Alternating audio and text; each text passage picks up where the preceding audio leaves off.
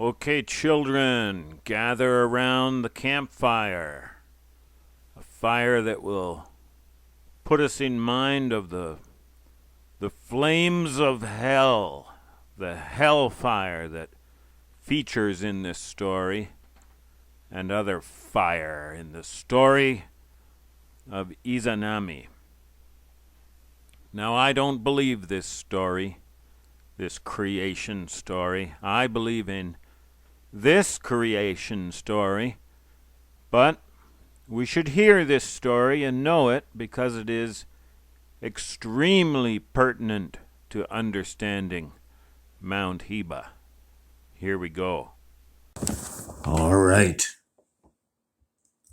Once upon a time, the gods, Izanagi and Izanami, stirred the ocean.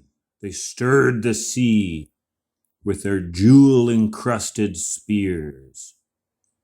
And from the spear tips dripped salt from the salt water. And the salt turned into islands. And those were the original islands of Japan. Izanami and Izanagi they built a home on one of those islands. And they had a wedding ceremony. And it did not go well. Izanagi, because he was the man, was supposed to speak first, but Izanami couldn't restrain herself, and she spoke first.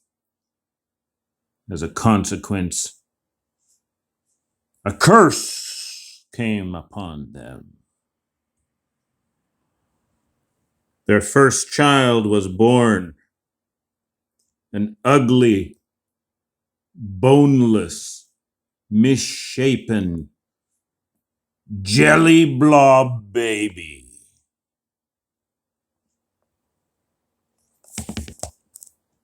Their second child was also highly unsatisfactory. The couple repeated their wedding ceremony, and this time Izanami held her peace and Izanagi spoke first. This lifted the curse. The couple then had auspicious, lucky offspring, including over 800 junior little baby gods. Then one tragic day came. The little baby god of fire. And when the little baby god of fire exited the loins of Izanami, it burned her. It burned her private parts to the third and maybe even higher degrees. It burned her. In her death agony, she managed to give birth to 3 more junior baby gods. Their names were, I translate, Pee-Pee, Poo-Poo, and Throw Up. Pee-Pee, Poo-Poo, and Throw Up. Pee-Pee, Poo-Poo, and Throw Up exacerbated the condition of Izanami. They infected her 3rd-degree burns, and she really began to feel much worse. Finally, she died, and Izanagi, in a rage, he took his sword and he slew the little fire god baby, hacking it into a dozen pieces. Now, Izanami went down into the underworld, to hell, and Izanagi followed her. That was not a good decision on his part.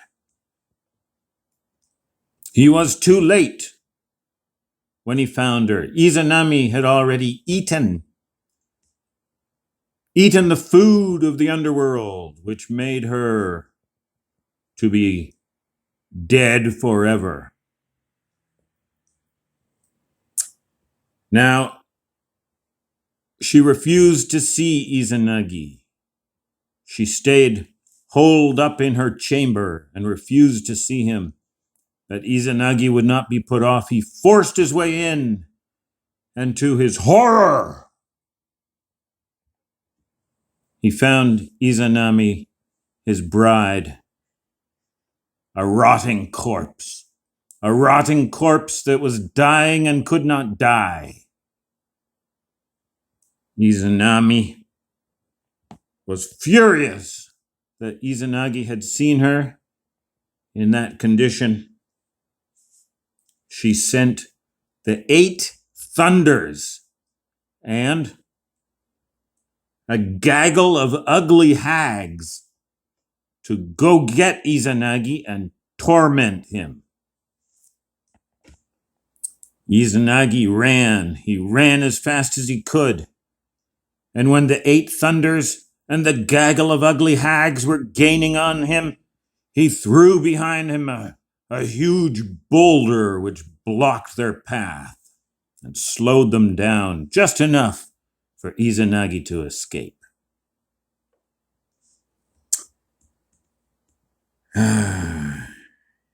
Izanami is still there in hell, eternally tormented, eternally humiliated, and eternally furious.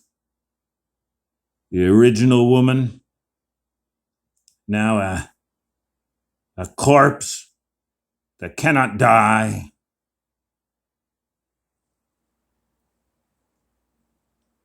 The end.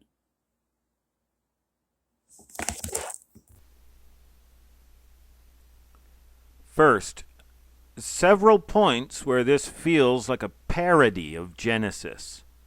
You can hear some of that, I'm sure. A little Orpheus in the underworld, too, eh? Eh, Orfeo?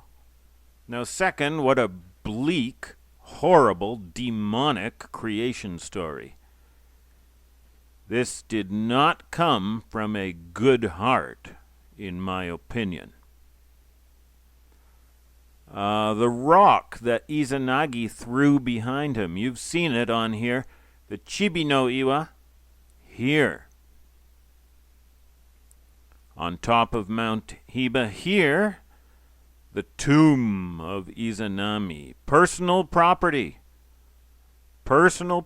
of the imperial family. The personal property of this man, pictured here. The demonic mother goddess, the demonic parody of Eve, buried here. Wouldn't you love to move this stone and exhume whatever is under there? Would this be a good place to leave an audio recorder all night? Or a ring of trail cameras all pointing outward? Hags, ugly hags. The name Hiba is made up of 2 characters. The second one here means old woman, hag, bitch. Old woman, hag, bitch. Does this refer to the ugly hags or to the old woman herself, Izanami? She is both the old woman, the original old woman, and a rotting corpse of a hag. Well, and a bitch. Hag. There is a creature in Japanese legend called the Ouni. the Ouni, a hairy giant with the face of a hag. Notice how close Ouni is to Oni, demon or devil. The Ouni is also called the Wow Wow. Now, Wow Wow appears to be onomatopoeic, the sound they make. Wow, wow, something like that. Ouni is based on this kanji character here. Flax. Now, Wikipedia says that's because the Ouni is covered all over with long, shaggy hair which looks like flax. Here is flax in the field. Reddish, brownish, shaggy. Does this flax look a little like this character we've seen before? Well, that's good, Wikipedia. That is a good theory. I can go there. But this kanji character is also the root of the word tow, like as in tow truck. That's a truck. If you don't know, a tow truck is a truck that pulls things. Now, Ouni or Wow Wow were said to pull people into the forest, to grab people and take them away and eat them. This is a picture of an Ouni, and we know about artistic license. We have to be careful with paintings, but look at those black teeth. Black, square teeth. And look at the teeth of this big, hairy forest giant found on or around Mount Hiba. Now, the other character in Hiba is this, and it means ratio or proportion by itself. I need to get my calligraphy friend on this because I'm sure that this name is trying to tell me something. And I want to learn. I would like to know. Sometimes there's great wisdom in words and names if we can be patient enough to study them. Okay, old woman, literally the oldest woman. Hag, bitch, ratio hag mountain. We're missing something here, but we'll figure it out.